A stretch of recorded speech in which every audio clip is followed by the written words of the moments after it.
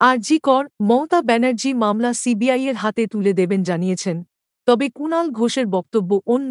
টুইটে সোজা জানালেন কুণাল আরজি কর মামলায় মন্তব্য রেখেছেন মুখ্যমন্ত্রী মমতা ব্যানার্জি।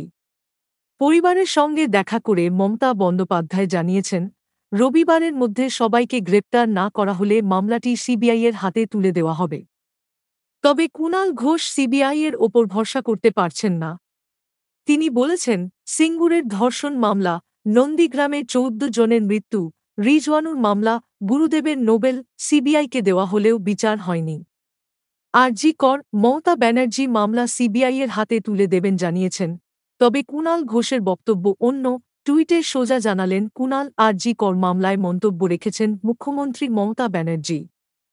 পরিবারের সঙ্গে দেখা করে মমতা বন্দ্যোপাধ্যায় জানিয়েছেন, রবিবারের মধ্যে সবাইকে গ্রেপ্তার না করা হলে মামলাটি সিবিআইয়ের হাতে তুলে দেওয়া হবে।